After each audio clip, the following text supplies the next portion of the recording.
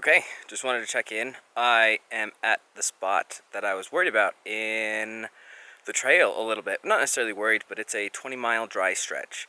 So I was not really looking forward to carrying so much water, but I just filled up. It's about 4 o'clock in the afternoon. I've got 6 liters, which is freaking heavy and way more than most people need. I met a guy who did it in 2 liters. But anyway, my plan is to start out tonight, or start about now, hike while it gets cold. Today will be my first 20-mile day, if I go as far as I think that I'm going to, and also today should push me over 100 miles on the trail. I've done a little bit more than that, but yeah, should be a good day. I'm feeling better than I have been. My feet, I think, are finally on the recovery. Usually when I get to about the same point that I do today, about 12, 14, 15 miles in, my feet are like, no, you gotta stop, but I think things are doing well, so we're gonna push through and try to do this 20-miler. We'll see how it goes. I'll check in halfway. I just got back, or just got to where I am camping tonight. Hopefully you can tell. Sorry, the light's terrible. It's about 8 o'clock at night and I'm in the woods. I just did my first 20-mile day. It's got to be right around there. If it's not, it's super close, which is kind of a big deal for me, although everybody here on the trail is already doing like between 30 and 40, between 20 and 40 miles. I met a guy today who did, or yesterday actually, he's done 65 miles in a day, so baby steps, but we're getting there. I over 100 miles on the trail. I'm just south of Crater Lake. I get my resupply tomorrow. I'm feeling, I would say, pretty dang good. My feet absolutely hurt. I've got definitely some growing pains, I think you could call it, as far as just getting used to everything. Yeah, when your body's not used to this, I mean, it takes some adjustment. But I think I finally today kind of hit that downhill side of the hiker legs. They didn't hurt nearly as bad. I actually had to change the way that I walk. I think I roll on the balls of my feet a lot, just from being a jumper and using more of the explosive muscles of your calves, and I had to like flatten my feet out because balls of my feet were just absolutely taking too much wear and tear, and I think that was a big part of why I was able to put in a longer mile day today. And yeah, just kind of stoked. Hopefully I want to be going between 15 and 20 miles a day from here on out at least, and just keep moving it up, see how it goes. I didn't eat a lot so today, and I'm halfway through a 20-mile, well, probably not halfway through, a 20-mile dry stretch. Sorry, this lighting is getting worse and worse.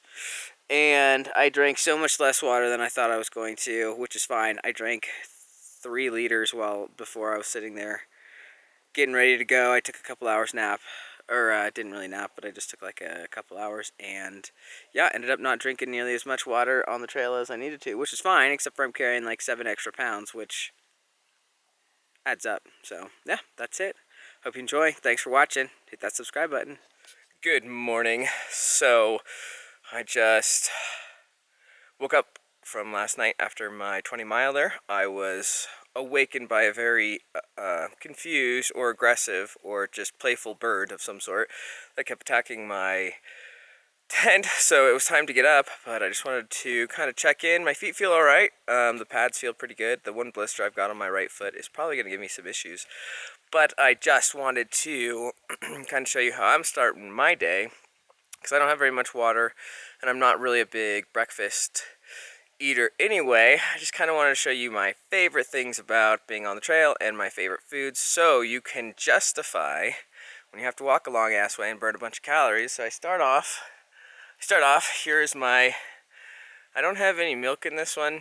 This is just coffee. I put a lot of coffee in here this morning, and my protein shake. So that is kind of my breakfast. But then also, because I was feeling a little hungry, when else can you justify eating a candy bar for breakfast? That's it. I'll check in some other place. Thanks for watching. Hit that subscribe button for me, would you? Getting to the very first burn area of the trail. I camped right on the outside of it yesterday just to try to kind of avoid just the openness, but I wanted to kind of give you a bit of a perspective. So I just came from over here, which is thick, dense forest, if you can see. I know this is a little shaky, sorry. But there's a thick, dense forest. And then you turn over here, and there's the openness of everything that was burned. But, believe it or not, there's a bunch of life out here. Lots of green growing, lots of ground squirrels and everything else. So, yeah, that's what a big burn area looks like if you haven't seen one before. Actually, just on a side note, I took a picture of this, but I would love to show these beautiful, I believe these are the fireweeds. They are just everywhere, and they're stunning, all in this burned section, but Mother Nature has returned. Just stunning. Hence the name fireweed. Okay, hopefully you can hear this. I am, I think about 25 miles south of Crater Lake, and I'm in this big burn area, and the loudest grasshoppers I have ever heard are all around. I'm gonna try to get down here. They sound like there's sprinklers going off. Let's see if you can hear some. Walk a little bit. They were all around, of course, when you turn your camera up. Everything goes away. Okay, you should be able to hear this.